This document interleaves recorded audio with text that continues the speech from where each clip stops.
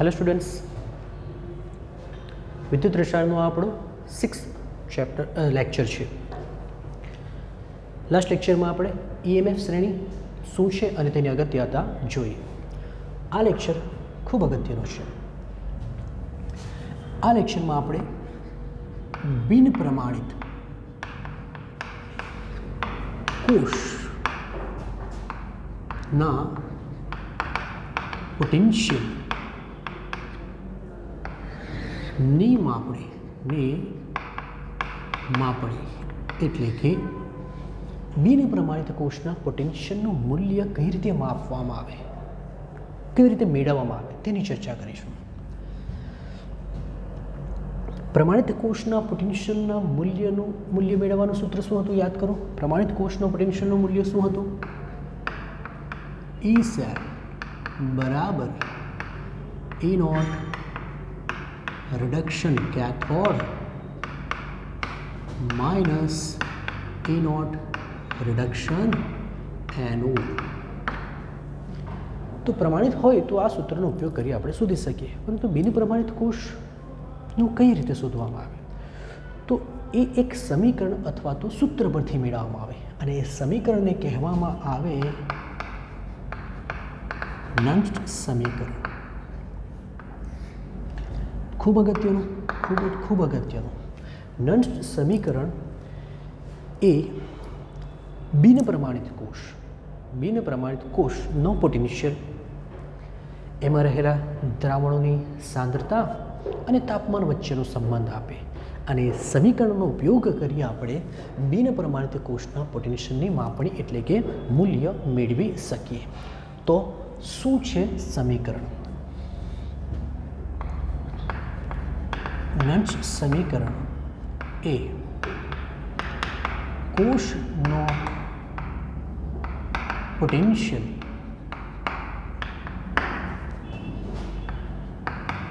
તાપમાન અને વિદ્યુત વિભાજ્યમાં જે આયનો રહેલા છે તે આયનોની સાંદ્રતા અને દ્રાવણમાં રહેલા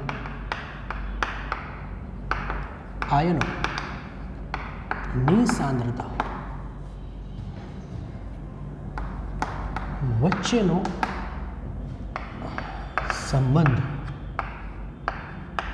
દર્શાવતું સમીકરણ છે. તો નન્સ્ટ સમીકરણ શું છે? એક એવું સમીકરણ કે જે કોષનો પોટેન્શિયલ, તાપમાન અને દ્રાવણમાં રહેલા આયનોની સાંદ્રતા વચ્ચેનો સંબંધ આપે. ચાલો સમીકરણ મેળવવાનો પ્રયત્ન કરીશું. આપણી પાસે એક રિડક્શન પ્રક્રિયા છે. રિડક્શન પ્રક્રિયા Mn+ આયન છે. આ Mn+ આયન, ચલો +1 હોય તો 1 ઇલેક્ટ્રોન, +2 હોય તો 2 ઇલેક્ટ્રોન, +3 હોય તો 3 ઇલેક્ટ્રોન, તો n+ હોય તો કેટલા ઇલેક્ટ્રોન? n ઇલેક્ટ્રોન સ્વીકારી M સોલિડ બને છે. આ દ્રાવણ એટલે એક્વિયસ છે અને આ સોલિડ બને છે.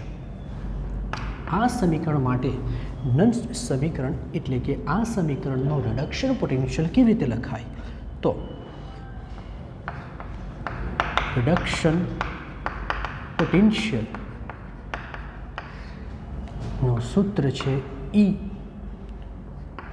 Mn + M is equal to E naught M plus M minus RT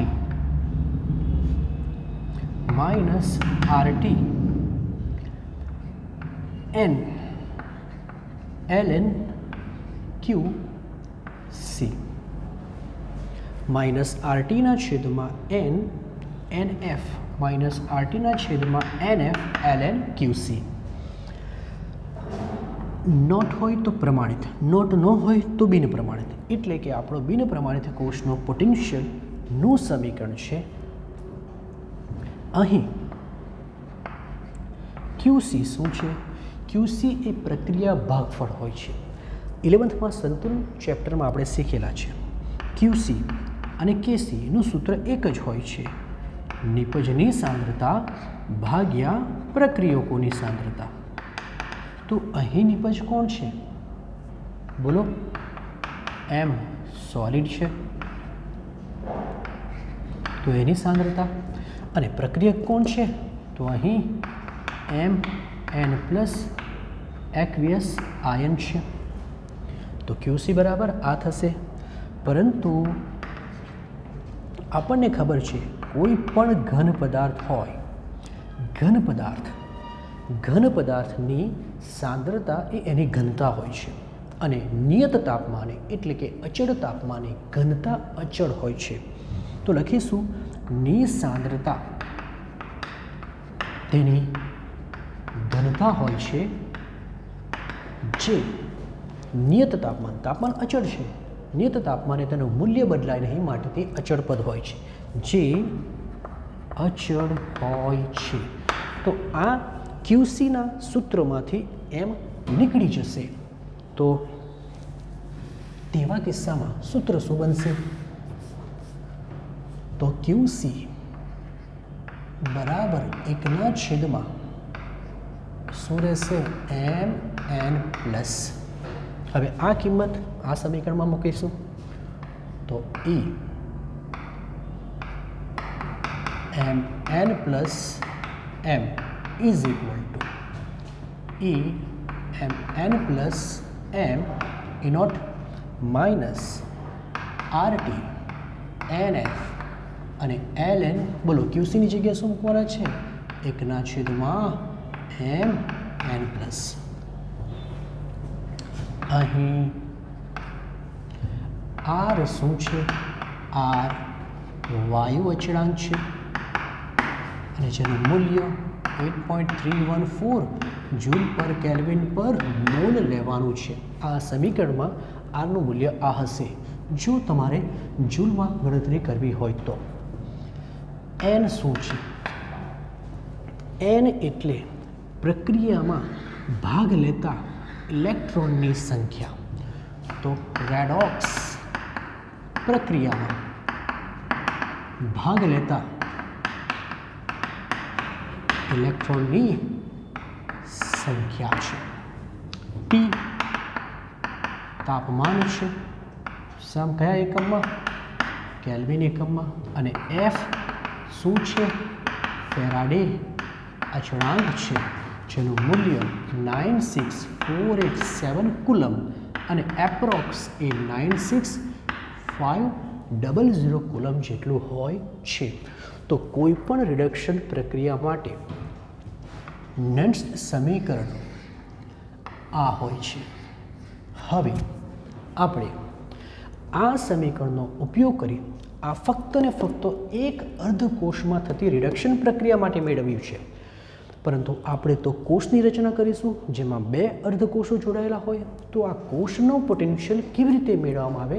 તો એ મેળવવા માટે આપણે આ જ સમીકરણનો ઉપયોગ કરવાના છે. પ્રથમ કોપી કરી લો.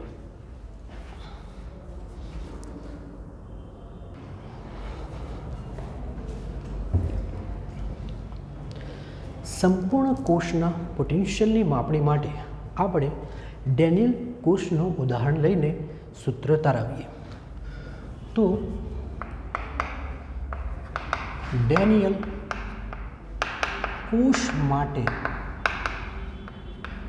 નષ્ટ સમીકરણ, ડેનિયલ કોષ માટે નષ્ટ સમીકરણની તારવણી. ચાલો, ડેનિયલ કોષ શાનો બનેલો હોય? તો ઝિંક અર્ધકોષ એનોડ અને કોપર અર્ધકોષ કેથોડ બને. તો પ્રથમ કેથોડ વાળી પ્રક્રિયા લખીશું. એટલે કે કેથોડ અર્ધકોષ માટે ચાલો, કેથોડ અર્ધકોષ માટે સૂત્ર શું બનશે? હમણાં જોઈ ગયા આપણે. Cu2 પ્લસ Cu પછી naught Cu2 plus Cu minus બોલો શું હતું? RT NF ln અને 1/, કોની સાંદ્રતા Cu2+ ની, આ કેથોડ અર્ધકોષ માટે. એ જ રીતે એનોડ અર્ધકોષ માટે હવે આપણે બંનેના રિડક્શન પોટેન્શિયલ જ લેવાના છે, એટલે અહીં પણ Zn2 + Zn જ લેશું. તો અહીં શું આવશે? E0 Zn2 + Zn minus RT NF અને ln 1/, બોલો કોની સાંદ્રતા? Zn+2 ની. તો ડેનિયલ કોષના કેથોડ અર્ધકોષ માટેનું રિડક્શન પોટેન્શિયલ મળી ગયું. એનોડ અર્ધકોષ માટે રિડક્શન પોટેન્શિયલ. ફરી પાછા આ મૂલ્ય કયા છે? તો રિડક્શન પોટેન્શિયલ. આ મૂલ્ય કયું છે? તો રિડક્શન પોટેન્શિયલ. પરંતુ આપણે શીખ્યા કે કોઈ પણ કોષનો પોટેન્શિયલ બરાબર બંને અર્ધકોષોના રિડક્શન પોટેન્શિયલનો શું આવે? તફાવત. બરાબર ને? પહેલાં શું આવશે? બોલો કોનું? વધારેમાંથી ઓછું તો કેથોડ માઇનસ શું હોય છે? એનોડ. તો એનો મતલબ એ થયો કે આ કોષની વાત કરીશું તો અહીં પહેલાં શું મૂકવું પડશે? કેથોડ કોણ છે? તો કોપર અર્ધકોષનો રિડક્શન પોટેન્શિયલ માઇનસ એનોડ અર્ધકોષનો રિડક્શન પોટેન્શિયલ. ફરી પાછા મૂલ્ય બંને રિડક્શન જ હોવા જોઈએ, એવું નહીં કે એક રિડક્શન અને એક ઓક્સિડેશન. કારણ કે વ્યાખ્યા એવી છે કે બંને અર્ધકોષોના રિડક્શન પોટેન્શિયલનો તફાવત અથવા તો બંને અર્ધકોષોના ઓક્સિડેશન પોટેન્શિયલનો તફાવત. તો આપણે બંનેના રિડક્શન પોટેન્શિયલનો તફાવત લઈ લીધું. હવે આ જે સમીકરણ છે તેમાં કોપરનો કિંમત મૂકી દઈશું અને અહીં ઝિંકની કિંમત મૂકી દઈએ તો સમીકરણ કેવું બનશે? આ રીતે આવશે કે E સેલ બરાબર, ચલો પ્રથમ આની જગ્યાએ આ કિંમત મૂકીએ તો Cu2 + Cu minus RT NF ln 1/Cu2+. ત્યારબાદ Znના રિડક્શન પોટેન્શિયલનું મૂલ્ય મૂકીએ એટલે આ કિંમત મૂકીશું તો આ એક કૌંસમાં પછી minus E0 Zn2 + Zn minus RT NF ln 1/Zn2+. આ બંને પદોને સાથે લખીએ તો E0 Cu2 + Cu વચ્ચે માઇનસ છે, માઇનસ E0 Zn2 + Zn તથા આ બે પદ સાથે રાખીશું. હવે આ માઇનસ છે અને અહીં 12 માઇનસ હોવાથી આ માઇનસ માઇનસ પ્લસ થશે તો ફરી પાછા RT NF ln 1/Cu2+ minus minus plus RT NF ln 1/Zn2+. બોલો શું થશે? આ પ્રમાણિત રિડક્શન પોટેન્શિયલ, બંને પ્રમાણિત રિડક્શન પોટેન્શિયલ છે તો પ્રમાણિત હોવાથી આ થશે કોષનો પ્રમાણિત પોટેન્શિયલ. બરાબર ને? Cathode minus anode. આમાંથી શું સામાન્ય નીકળે? અહીંથી RT NF સામાન્ય નીકળશે તો RT NF સામાન્ય કરે. હવે જો બહાર માઇનસ હશે તો અંદરનું ચિહ્ન પ્લસ થઈ જશે તો તેવા કિસ્સામાં આ ચિહ્ન પ્લસનું માઇનસ થઈ જશે તો તેવા કિસ્સામાં શું બનશે? માઇનસ ln, બરાબર ને? E0 cell minus RT NF લઘુગુણકમાં બાદબાકીને બોલો ભાગાકાર સ્વરૂપે લખી શકાય તો આ ભાગ્યા આ થશે, પરંતુ આ તો છેદમાં આવી જશે અને આ છેદના છેદમાં હોવાથી ઉપર ચાલી જશે એટલે ઉપર આવશે Zn2+ અને નીચે આવશે Cu2+. તો ઈ સેલ કોષ પોટેન્શિયલનું આ સૂત્ર થયું. પરંતુ જો આરની કિંમત મૂકી દઈએ, તાપમાન 298 કેલ્વિન લઈએ અને F9696487 લઈએ. આ બધી કિંમત એલએનની કિંમત એલએનને લોગમાં ફેરવવા માટે આપણે શું કરવું પડે? 2.303 વડે ગુણવું પડે ને 2.303 લખી દઈએ. તો આ બધાનો ગુણાકાર 0.05, આ બધાનો આન્સર 0.059 થાય છે. તો એ કિંમત જો અહીં મૂકીએ તો ઈ સેલ બરાબર ઈ નોટ સેલ માઇનસ, હવે આરની કિંમત આવી ગઈ, ટીની કિંમત આવી ગઈ, એફની આવી ગઈ અને એલએનને લોગમાં ફેરવી દીધું. તો અહીં કિંમત લખીશું 0.059, એન બાકી રાખેલા તે એન આવશે અને એલએનનું સામા રૂપાંતર થઈ ગયું લોગમાં. તો લોગ Zn2 પ્લસ ના છેદમાં શું આવશે? Cu2 plus. તો આ થયું શાના માટે? ડેનિયલ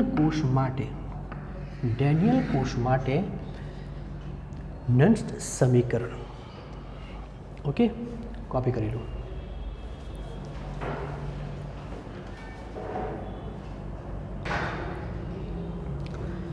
નન્સ સમીકરણનું સૂત્ર આપણે મેળવી દીધું. ડેનિયલ કોષ માટે આપણે નન્સ સમીકરણનું સૂત્ર મેળવ્યું. હવે કોઈ સામાન્ય સૂત્ર એટલે કે જનરલ સૂત્ર મેળવીએ, જેના દ્વારા કોઈ પણ કોષના કોઈનું સૂત્ર મેળવી શકાય. તો સામાન્ય સૂત્ર, ધારો કે આપણી પાસે પ્રક્રિયા છે જેમાં એના એ મૂળ, બીના બી મૂળ પ્રક્રિયા કરીને, એટલે આ પ્રક્રિયકો છે, સીના સી મૂળ અને ડીના ડી મૂળ નિપજો આપે છે. આ સમીકરણ માટે આપણે નન્સ સમીકરણ લખીએ. ચાલો, શું થશે? ઈ સેલ ઇઝ ઇક્વલ ટુ શું હોય છે? એ નોટ સેલ માઇનસ 0.059 શું આવશે? એન, અને અહીં લોગ શું લખવાનું? ક્યુસી. પછી આપણે ક્યુસીનું સૂત્ર મેળવીએ. ચલો, ક્યુસી બરાબર નિપજોની સાંદ્રતાનો ગુણાકાર ભાગ્યા પ્રક્રિયકોની.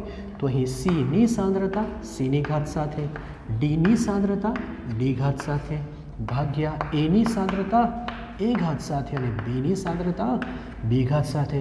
તો આ કિંમત અહીં મૂકીશું, જેથી કરી ઈ સેલ બરાબર ઈ નોટ સેલ માઇનસ 0.059 નીચે એન અને લોગ ક્યુસીની સ્થાને આ આવશે કિંમત કે જેમાં સીની સી ઘાત, કેપિટલ ડીની ડી ઘાત, કેપિટલ એની એ ઘાત અને કેપિટલ બીની બી ઘાત.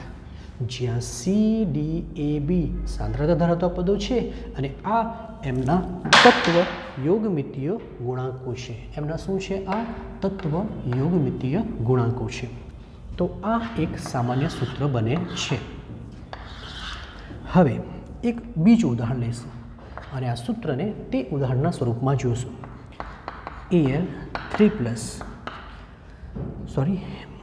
AL Zn2 પ્લસ સાથે પ્રક્રિયા કરી Al3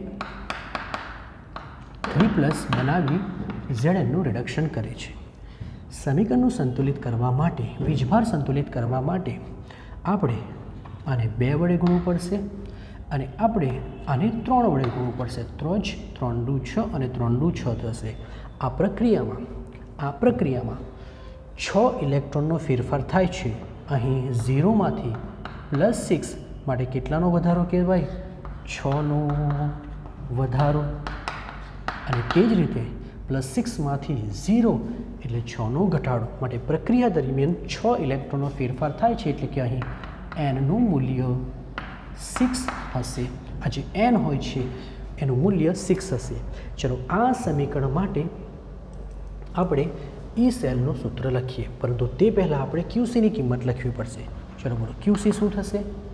ક્યુસી થવાની Al3 પ્લસની સાંદ્રતાની 2 ઘાત અને Znની 3 ઘાત નીચે Alની 2 ઘાત અને Zn2 પ્લસની 3 ઘાત. અહીં જે Al છે એ તો ધાતુ છે, ઘન અવસ્થામાં છે, ઝિંક છે એ તો ઘન અવસ્થામાં છે, એનો મતલબ કે આ પદો તો ઘન છે ને ઘનની સાંદ્રતા તેની ઘનતા હોય છે ને ઘનતા અચળ હોવાથી આ બંને પદો અચળ હોવાથી અચળ પદને કાઢી દેશું તો શું બનશે સૂત્ર? QC બરાબર શું રહેશે? Al 3 + 2 ઘાત અને Zn 2 + 3 ઘાત. આ કિંમત આપણે નંદ સમીકરણમાં મૂકીએ તો E સેલ બરાબર E નોટ સેલ માઇનસ 0.059 એનની કિંમત કેટલી છે? 6. અને અહીં log QC અને QCની કિંમત કેટલી આવી? Al 3 + 2 ઘાત અને ઝિંક 2 + 3 ઘાત. તો આ એનું સૂત્ર બને છે. હવે આ જ રીતે અર્ધકોષ માટે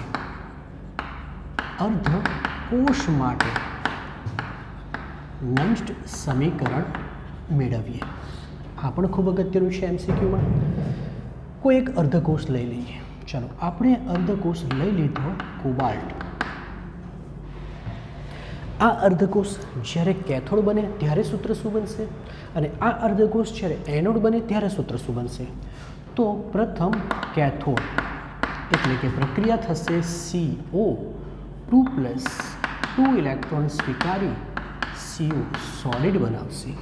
તો ત્યારે આના રિડક્શન પોટેન્શિયલનું સૂત્ર થશે E રિડક્શન બરાબર E નોટ રિડક્શન માઇનસ 0.059 નીચે 2 છે તો 2 લખીશું અને log. ચલો log બરાબર શું લખવાનું? log QC. અને QC શું બનશે? વિચારો આનો QC શું બનશે?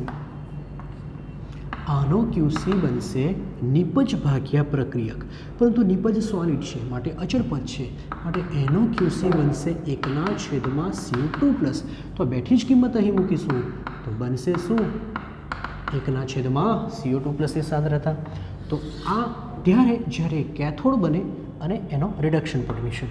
આ રિડક્શન પોટેન્શિયલનું મૂલ્ય છે. હવે ધારો કે એ એનોડ બને તો પ્રક્રિયા થશે CO સોલિડ માંથી CO2+ બનશે.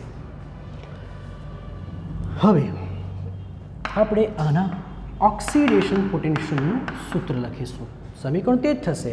ચલો ઓક્સિડેશન પોટેન્શિયલ એ શું લખાશે? જો રિડક્શન એટલે +2 માંથી CO તટસ્થ બને તો 2 ઇલેક્ટ્રોન સ્વીકારે એમ કહેવાય. આ +2 2 ઇલેક્ટ્રોન સ્વીકારે તટસ્થ બને. હવે ઓક્સિડેશન પોટેન્શિયલ મતલબ શું? તટસ્થમાંથી +2 બનશે એટલે CO માંથી CO2+ આમ લખાય is equal to E naught CO2+ minus 0.059 n તો 2 જ રહેવાના. હવે અગત્યનું છે કે અહીં શું આવશે? log. તો આ પ્રક્રિયા માટે QC શું બનશે? વિચારો આ પ્રક્રિયા માટે QC શું બનશે? નિપજ ભાગ્યા પ્રક્રિયક.